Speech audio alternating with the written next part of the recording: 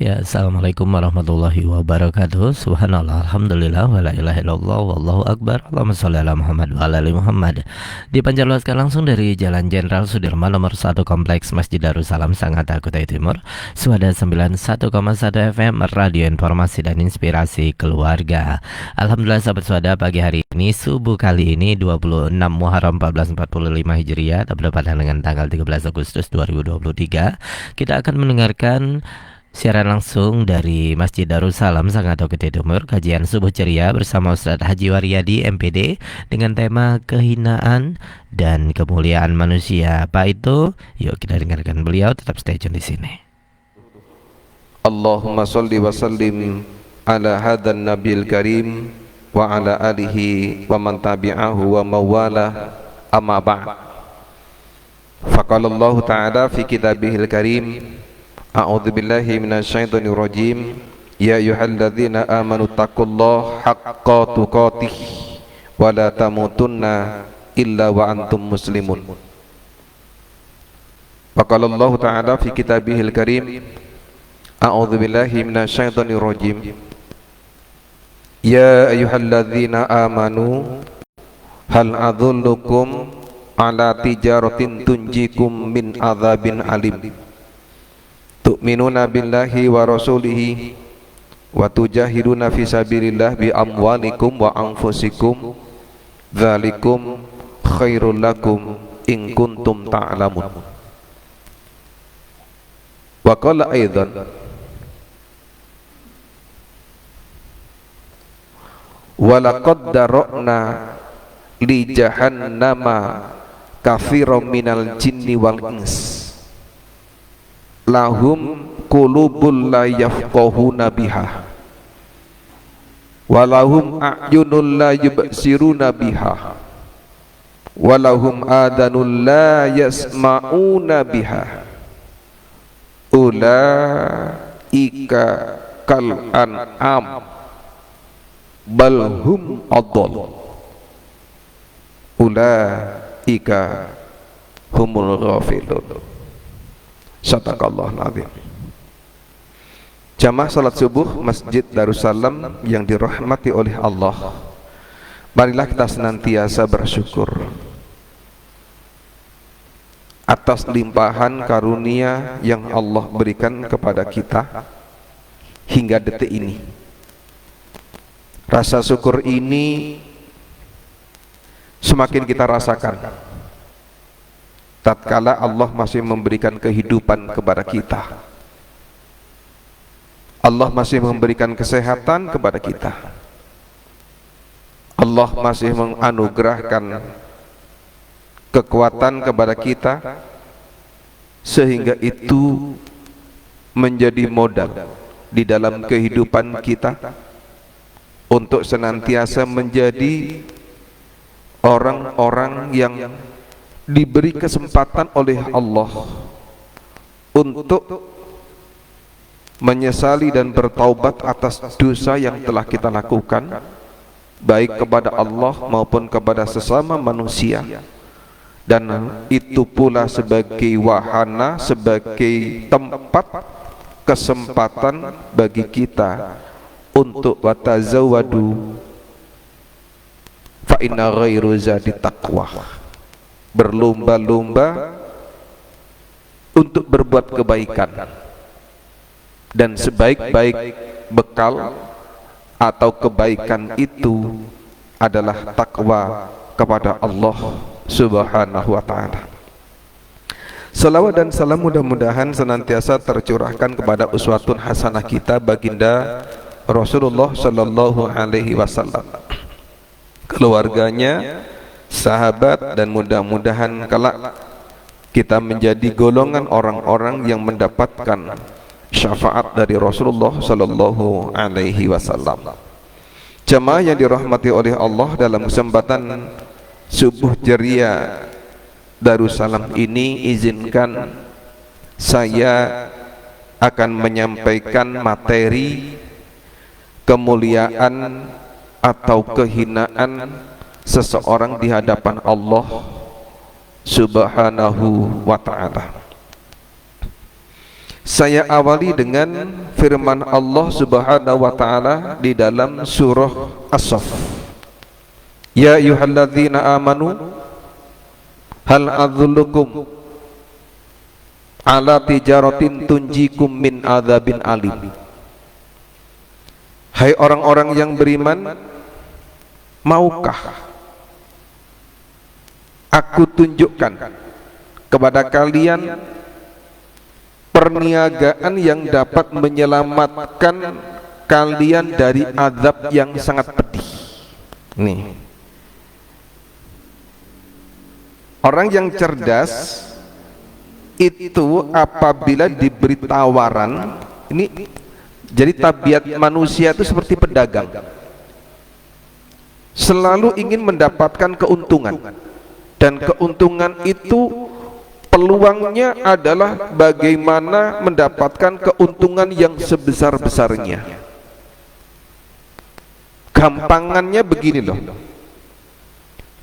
sholat itu kan berpahala, mendapatkan keuntungan.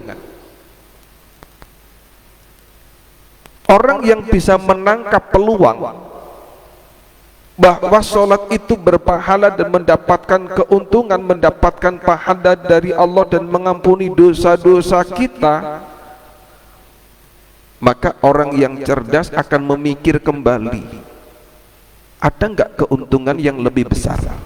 Gitu. Apa itu? Sholat berjamaah. Karena sholat berjamaah pahalanya akan lebih besar dibandingkan dengan sholat sendirian.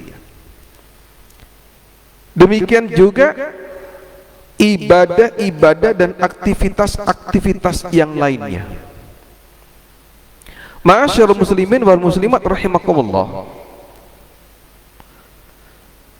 Allah Subhanahu wa taala berfirman di dalam Al-Quran itu,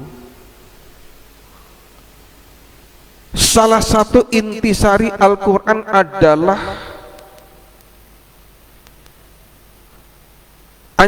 janji dan ancaman. Janji dan ancaman. Janji ini diberikan kepada orang-orang yang senantiasa beriman, bertakwa kepada Allah, dan ancaman akan diberikan kepada orang-orang yang senantiasa lalai di dalam kehidupannya, melenceng sejauh-jauhnya, tersesat dengan sejauh-jauhnya. Semakin jauh kita tersesat, maka semakin jauh kita akan bisa bertemu dengan Allah Subhanahu wa ta'ala. Oleh sebab itu, sekali lagi ma'asyar muslimin rahimakumullah, kita harus senantiasa belajar dan memperbaiki diri. Kata Rasul itu, may yuridillahu bihi khairan yufaqihu fiddin. Maka barang siapa yang dikehendaki oleh Allah itu, dia akan memahami agama, dia akan belajar terus tanpa mengenal waktu. Di dalam Al-Quranul Karim itu, sekali lagi ma'asyar muslimin rahimakumullah, Allah jelaskan siapa orang-orang yang kelak akan mendapatkan kemuliaan, atau indikator-indikator, item-item yang menjelaskan siapa saja sih, apa saja sih yang harus kita lakukan agar kita tuh menjadi orang yang sukses, orang yang mendapatkan kemenangan, orang yang mendapatkan kebahagiaan dan kemuliaan di sisi Allah Subhanahu wa ta'ala. Demikian sebaliknya, banyak biasanya ini ayatnya berdekatan antara orang-orang yang mendapatkan kemuliaan dan ayat-ayat yang mendapatkan kehinaan dari Allah Subhanahu wa ta'ala. Karena ini, ayat ini sebagai pembeda. Mau pilih yang mana Anda? Ini. Ma'asyarul muslimin wal muslimat rahimakumullah, Allah Subhanahu wa ta'ala juga berfirman di dalam surah Ali Imran. Sebelum Ali Imran ya, saya mulai ini aja dulu. Ya ayyuhalladzina amanu dkhulu fis silmi kafah. Dasarnya dulu. Hai orang-orang yang beriman, masuklah kalian ke dalam Islam secara kafah, secara keseluruhan, totalitas. Artinya kita diperintahkan oleh Allah masuk ke dalam Islam itu total, baik ketauhidannya, ibadahnya, muamalahnya, dan berbagai macam aktivitas. Ini kunci pertama. Wala tattabi'u khutuwati syaiton, dan janganlah kalian mengikuti tipu daya syaitan. Artinya di dalam kehidupan kita ini seminimal mungkin menghindari kerugian-kerugian. Ini hubungannya dengan surah As-Saff tadi. Karena semakin kita terpedaya oleh tipu daya syaitan, maka kecenderungan kita hanya menabung dosa. Dan orang yang menabung dosa itu berpeluang menjadi orang yang dihinakan oleh Allah Subhanahu wa ta'ala. Innahu lakum aduwwum mubin. Karena sesungguhnya ini konsep bagi orang-orang yang muslim, musuh yang nyata. Musuh yang nyata karena akan menjerumuskan manusia ke dalam azab Allah Subhanahu wa ta'ala jika mereka tidak segera bertaubat kepada Allah Subhanahu wa ta'ala. Islam. Kemudian yang kedua tadi adalah Al-Quran. Yang ketiga, ini adalah diutusnya para rasul sebagai bingkai kerangka utamanya dulu. Di dalam surah Saba ayat 28, wa ma arsalnaka, dan tidaklah aku mengutus engkau Muhammad illa kafatal linnas, kecuali untuk seluruh umat manusia,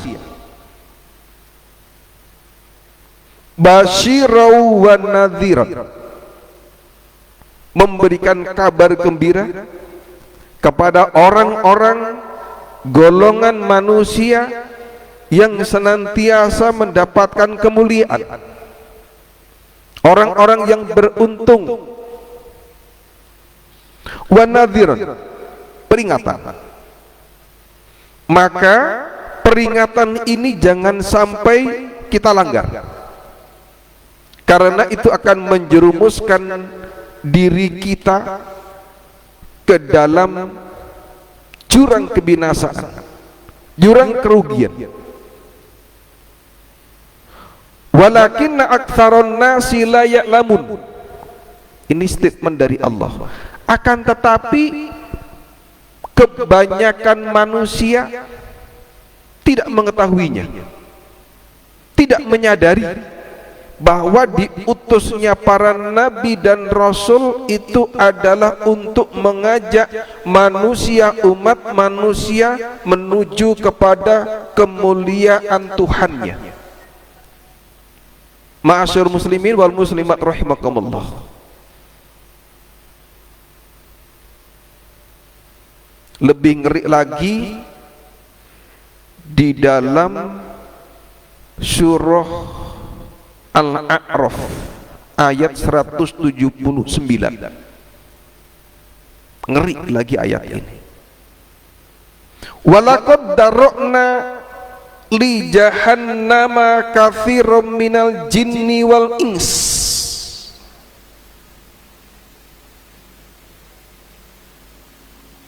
Sungguh kami sediakan neraka jahanam bagi jin dan manusia, kebanyakan jin dan manusia.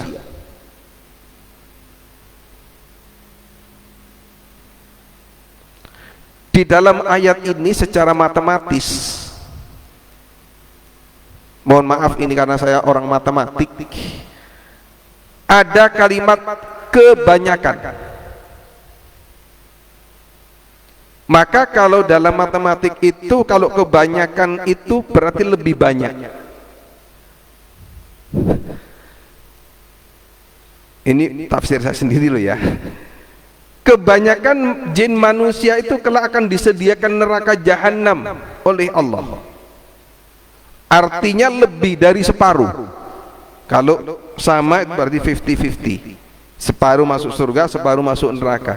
Tetapi ini lebih banyak yang masuk neraka daripada yang masuk surga. Siapakah itu? Yaitu orang-orang yang mereka diberikan hati, tetapi tidak digunakan untuk memahami ayat-ayat Allah.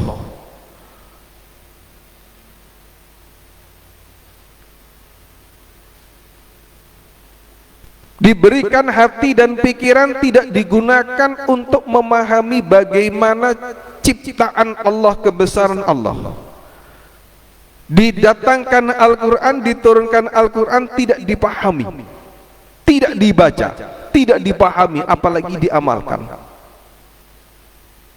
Padahal ini adalah kitab sebagai petunjuk agar manusia senantiasa berjalan, berada di dalam kebenaran. Sungguh sangat merugi tatkala seseorang diberikan kesempatan tidak dimanfaatkan. Mereka diberikan mata, tidak digunakan untuk melihat kebesaran Allah Subhanahu wa taala, melihat kekuasaan Allah, melihat apa saja perjalanan yang akan kita lihat ke depannya yang dijelaskan di dalam Al-Quran, sehingga penglihatannya ini tidak dimanfaatkan untuk mendekatkan diri kepada Allah, tidak digunakan untuk melihat ayat-ayat Allah. Dan yang lebih celaka lagi, banyak manusia di zaman Rasulullah Sallallahu Alaihi Wasallam atau para nabi dan rasul sebelumnya melihat langsung kebesaran Allah yang disampaikan melalui para nabi dan rasulnya, mendapatkan ajakan langsung dari para nabi dan rasul. Apalagi ini kalau melihat, membaca kisah dari Nabi Musa alaihi salam, termasuk juga Nabiullah Ibrahim. Bagaimana Allah Subhanahu wa taala sampai-sampai kedua nabi ini diberikan mukjizat yang luar biasa untuk menunjukkan bahwa beliau ini adalah utusan Allah.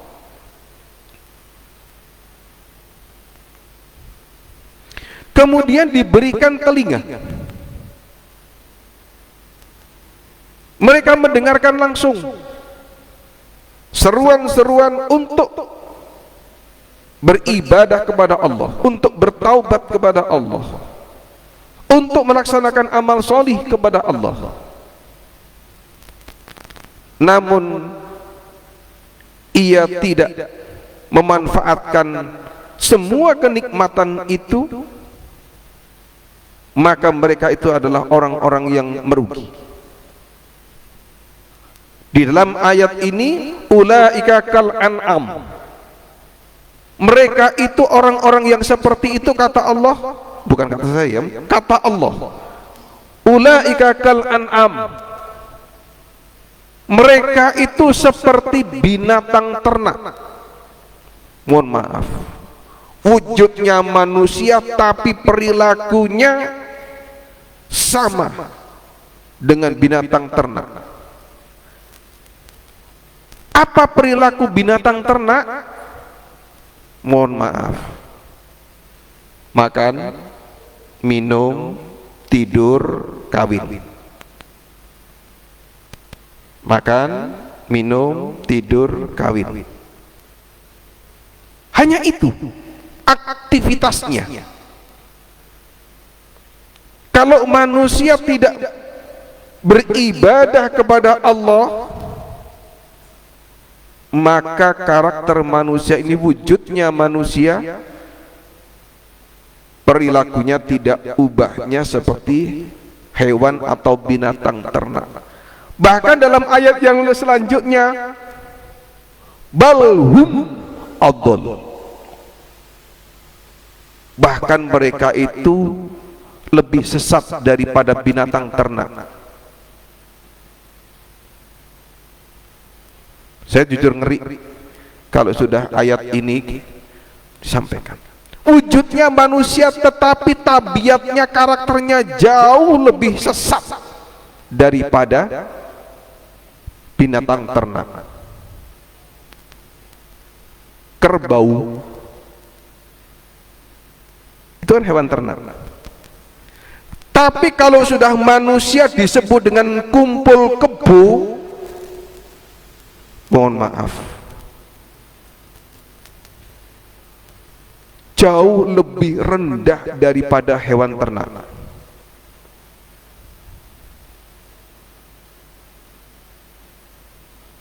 Tupai, mohon maaf, bahasa lainnya itulah bajing. Seseorang diberikan julukan, mohon maaf, bajingan, tupai lompat, maka mereka ini adalah orang-orang yang memperturutkan hawa nafsunya. Dirinya dikuasai dengan hawa nafsunya.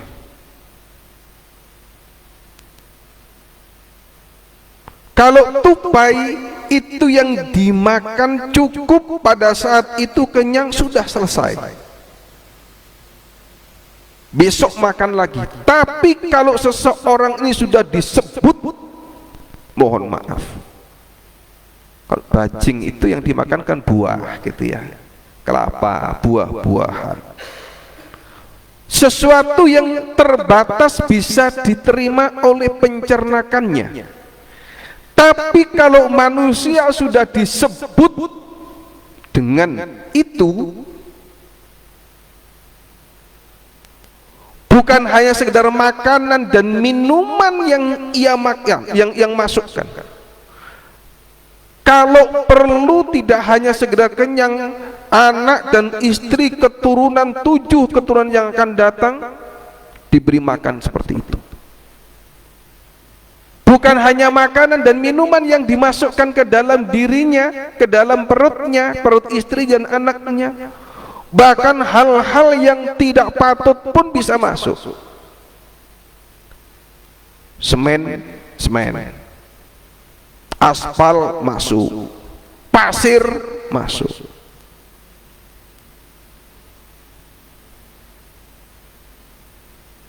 Di dalam ayat yang lainnya, dalam hal ini kita diingatkan, Kul innal khasirina alladzina khasiru anfusahum wa ahlihim yaumal qiyamah ala innahu wa khusranul mubin. Katakanlah, wahai Muhammad, sesungguhnya orang-orang yang merugi itu adalah orang-orang yang merugikan dirinya sendiri. Aktivitas yang dilakukan itu merugikan dirinya sendiri dan keluarganya. Ulaika humul khasirun. Orang-orang yang seperti ini adalah orang-orang yang benar-benar merugi. Tentu apabila mereka tidak segera bertaubat, maka termasuk orang-orang yang akan dihinakan oleh Allah Subhanahu wa ta'ala. Ala innahu huwa khusranul mubin, maksudnya dari itu ya, di akhir ayatnya. Ketahuilah bahwa yang seperti itu adalah kerugian yang nyata. Ma'asyiral muslimin wal muslimat rahimakumullah. Oleh sebab itu, di dalam kehidupan kita ini harus kita manfaatkan dengan sebaik-baiknya, kita isi dengan sebaik-baiknya, agar di dalam kehidupan kita ini menjadi sarana untuk mengumpulkan amal kebajikan, bukan sebaliknya berpotensi untuk mengumpulkan dosa yang mendatangkan kehinaan dari Allah Subhanahu wa ta'ala. Ma'asyar muslimin wal muslimat rahimakumullah. Dalam sebuah hadis yang diriwayatkan oleh Muslim wan Nasa'i, ini hubungannya dengan orang-orang yang merugi. Qala Nabi sallallahu alaihi wasallam,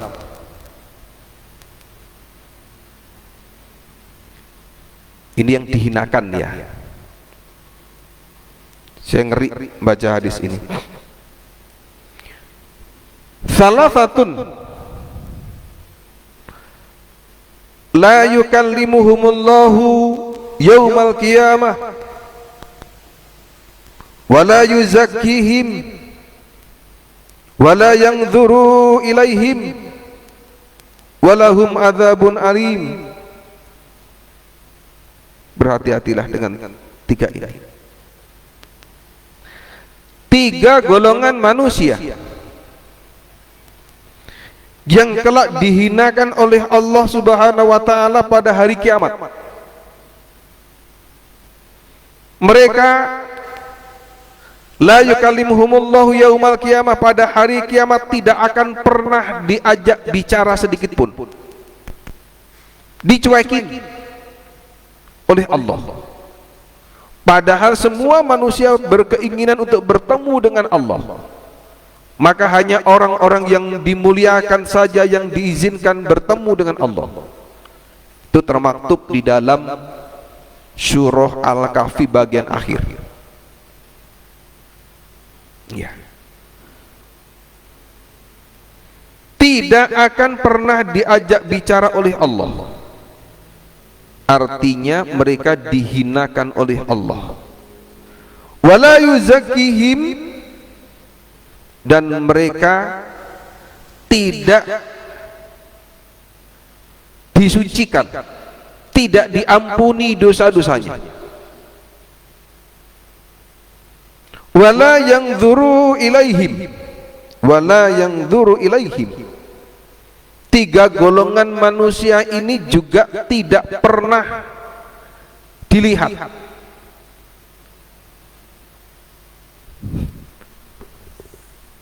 Ini biasanya, mohon maaf ya, tapi kalau dulu nih, dulu orang kalau bertemu muka begini kemudian melengos, berpaling muka, itu adalah bagian orang seperti yang dihinakan. Kadang gitu ya. Allah menghinakan seperti itu, nggak mau melihat orang-orang yang seperti itu. Jengkel. Walahum adzabun alim, dan tiga golongan manusia ini kelak akan mendapatkan azab yang sangat pedih dari Allah. Pertanyaan, siapa sih tiga golongan manusia ini? Pertanyakan itu. Apakah saya termasuk di dalamnya? Mudah-mudahan tidak. Yang pertama, kata Rasul, sayrun zanin, orang dewasa yang berzina.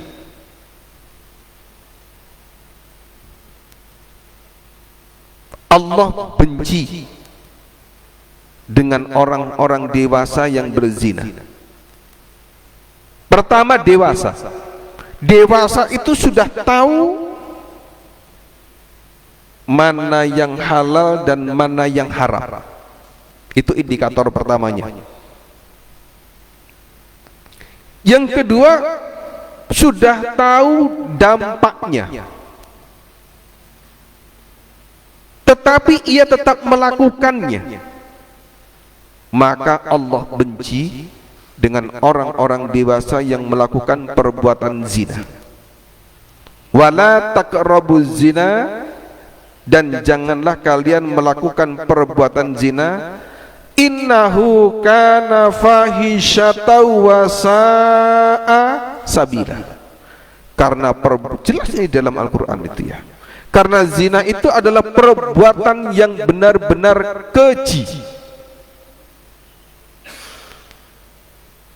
Wa sa'a sabila, dan seburuk-buruknya jalan. Ma'asyarul muslimin wal muslimat rahimakumullah.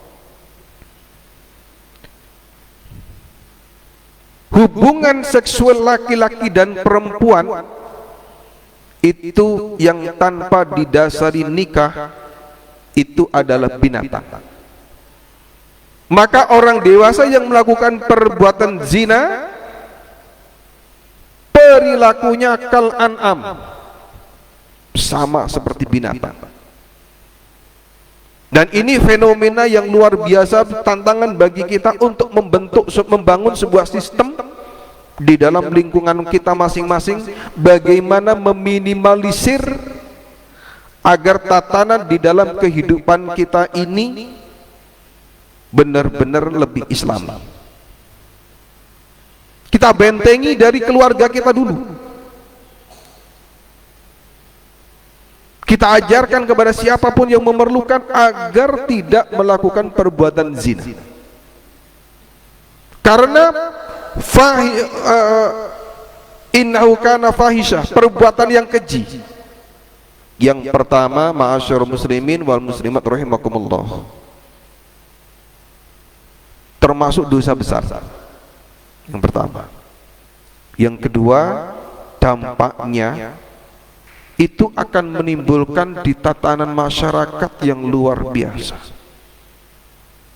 Bersyukur jika di lingkungan kita ini dijauhkan dari tempat-tempat maksiat dan dihindarkan dari orang-orang yang senantiasa berbuat zina.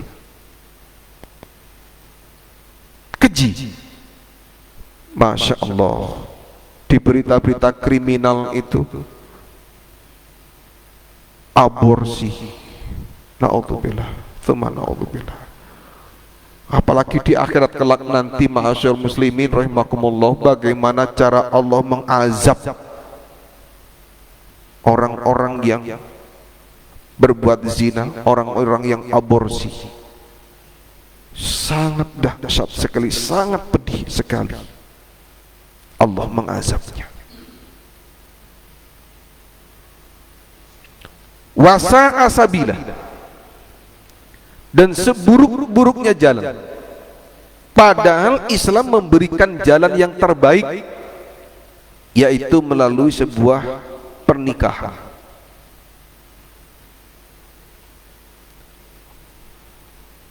Ada anak dibuang tempat sampah, calon jabang bayi dibuang ke tempat safety tank. Na'udzubillah. Itu sebuah kriminalitas, padahal itu adalah calon manusia. Maka orang yang termasuk ke dalam proses itu semuanya, azab Allah sangat pedih. Sayyigun zani. Dan yang berikutnya lagi adalah dampaknya. Jika seseorang ini sudah berkeluarga, masuk kategori zina muhsan, maka hampir dapat dipastikan keluarganya adalah keluarga yang disharmonis. Belum lagi azab Allah berupa berbagai macam penyakit yang ada di dalamnya. Karena ini perbuatan keji dan seburuk-buruknya jalan, maka janganlah kita lakukan di samping Allah menghinakan kepada mereka. Yang kedua, orang yang tidak akan pernah diajak bicara, atau golongan manusia yang tidak akan pernah diajak bicara oleh Allah, tidak akan diampuni, tidak akan dilihat, dan mereka akan mendapatkan azab yang sangat pedih. Wa malakun kata, pemimpin yang suka dusta. Siapakah pemimpin itu? Jangan nunjuk aja presiden, bupati, gubernur. Kita semua ini pemimpin. Karena hadis ini tidak ditujukan kepada pemimpin-pemimpin seperti itu, tetapi diri kita, pemimpin. Pemimpin yang senantiasa berbuat dusta. Ma'asyiral muslimin rahimakumullah, di dalam surah Al-Ahzab itu kita diingatkan, ya ayyuhalladzina amanu taqullaha wa qulu qawlan sadida. Hai orang-orang yang beriman, bertakwalah kepada Allah. Indikator orang yang bertakwa kepada Allah itu qawlan sadida.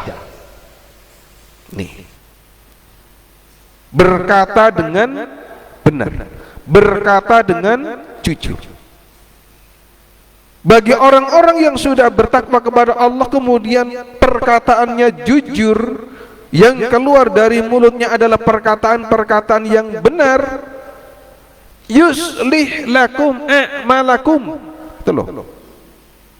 Maka Allah akan memperbaiki amal perbuatanmu. Wa yaghfir lakum dzunubakum, dan pula Allah akan mengampuni dosa-dosa. Dusta ini adalah awal dari banyak kehancuran. Dusta ini adalah bibit-bibit kemurkaan Allah, diawali dengan kalimat dusta. Oleh sebab itu, jika kita akan berbuat dusta, berkata dusta, ingat bahwa kelak mulut kita ini akan dimintai pertanggungjawaban atas setiap dusta yang kita lakukan. Bisa kita lihat di dalam surah Yasin ayat 65. Al-yawma nakhtimu ala afwahihim wa tukallimuna aydihim wa tashhadu arjuluhum bima kanu yaksibun. Ma'asyar muslimin rahimakumullah, kaitannya dengan ini, saya itu kalau melihat kriminal kemudian disorot, ditampilkan CCTV itu, terbayang nanti di akhirat kelak nanti, tatkala Allah memperlihatkan video perilaku kita di dunia ini, malu betul. Enggak ya Rob, saya enggak dusta. Perlihatkan tanggal sekian detik ini di tempat ini. Apakah mulut kita masih mampu beralibi? Mulut kita dikunci oleh Allah. Ya Rob, tangan melaporkan, betul Waryadi tanggal sekian jam sekian di tempat ini dusta.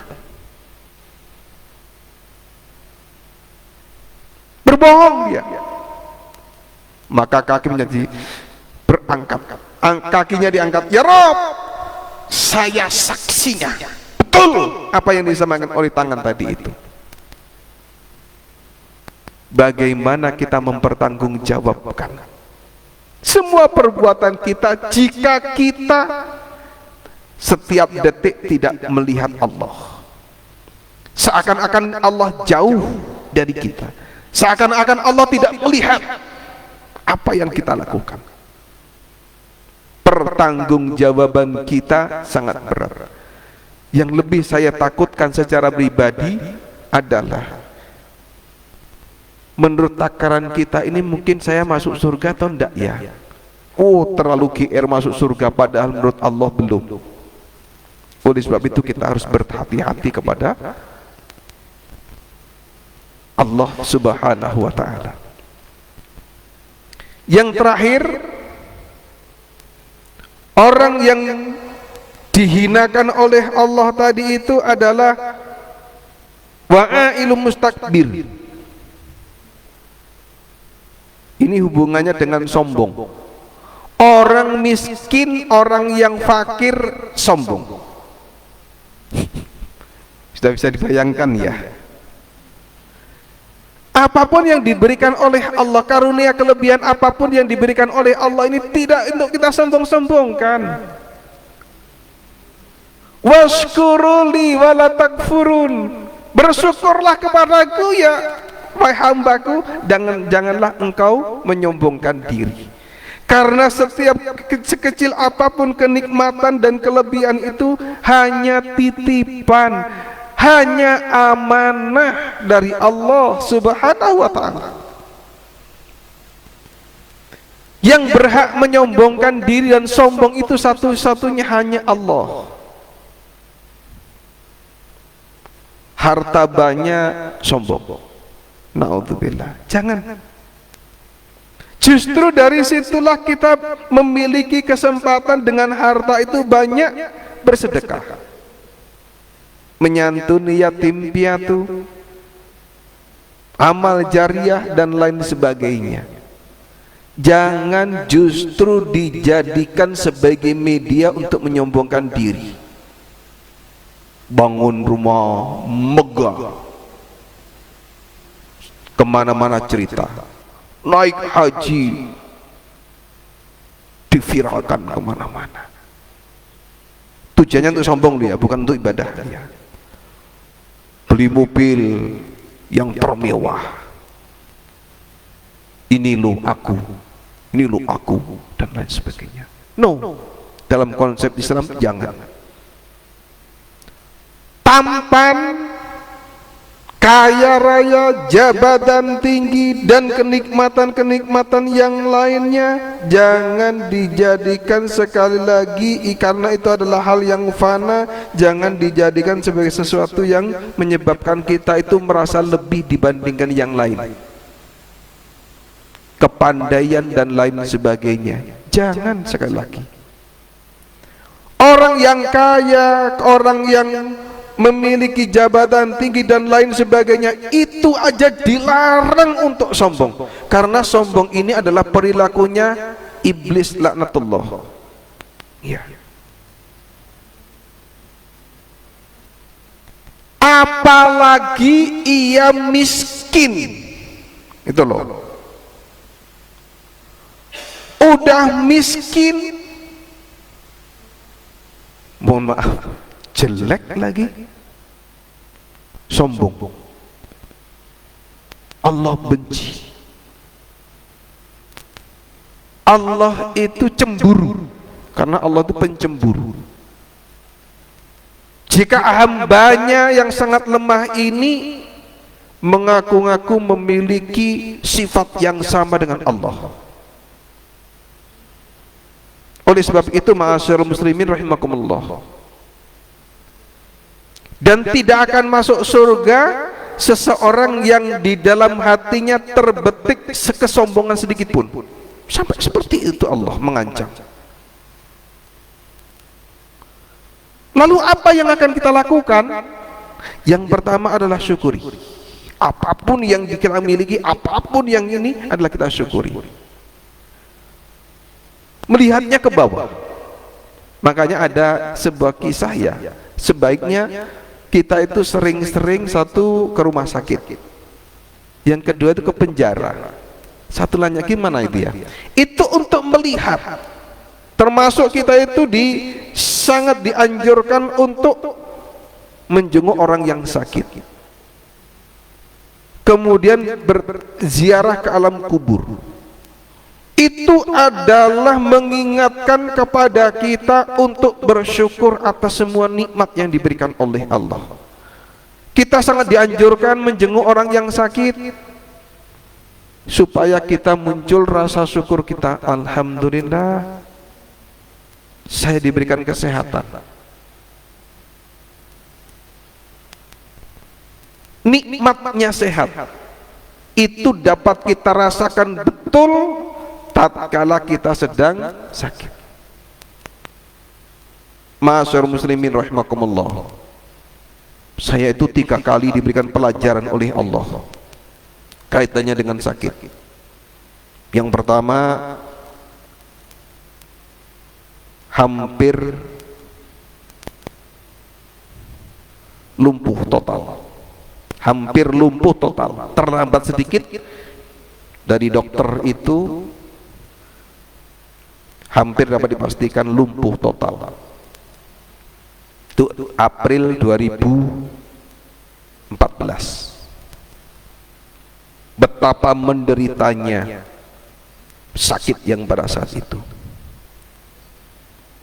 Maka jika kita sudah disehatkan kembali, ingat yang seperti itu.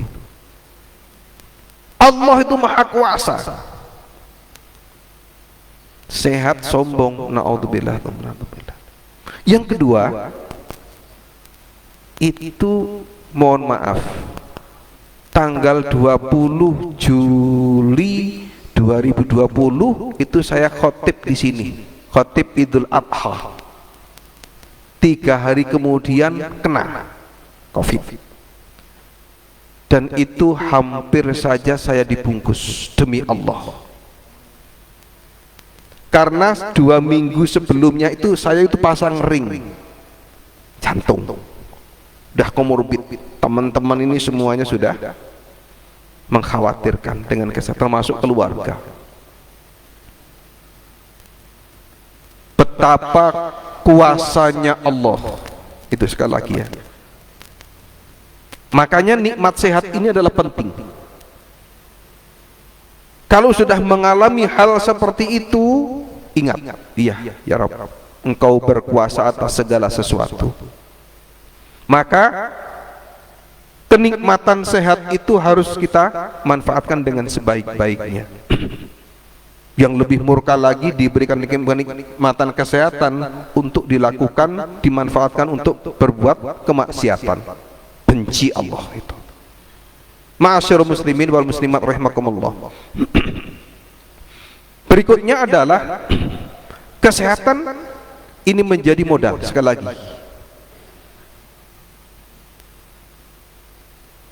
ya, jadi ada 3 ya tadi ya. Yang pertama itu adalah nikmatnya sehat karena sakit pada saat itu. Kemudian yang kedua adalah COVID. Dan yang ketiga itu adalah sampai dipasang ring karena hanya tinggal beberapa, sudah 90%. Ma'asyiral muslimin wal muslimat rahimakumullah. Di akhir kajian Islam ini, izinkan saya berwasiat khususnya kepada diri sendiri. Hidup ini sekali, dan perjalanan hidup kita adalah kekal dan abadi. Jangan sampai kesempatan kita ini tiba-tiba kita meninggal dunia dalam waktu mendadak karena kita tidak tahu. Qul innal mautal ladzi tafirruna minhu fa innahu mulaqikum tsumma turadduna ila alimil ghaibi wasyahadah fayunabbiukum bima kuntum ta'malun. Itu kita tidak tahu. Bisa jadi pulang dari sini tiba-tiba malaikat Israel menemui kita. Sementara nanti di amal kita masih akan dipindahkan ke alam barzah. Kemudian setelah itu pindah ke alam akhirat. Semua proses kematian kita menunggu di alam barzah, di alam akhirat, semua ini tergantung daripada keimanan dan ketakwaan kita. Jangan sampai kita menjadi orang yang dihinakan oleh Allah tatkala meninggal dunia, mati, proses mati dipersulit dengan cara yang kasar.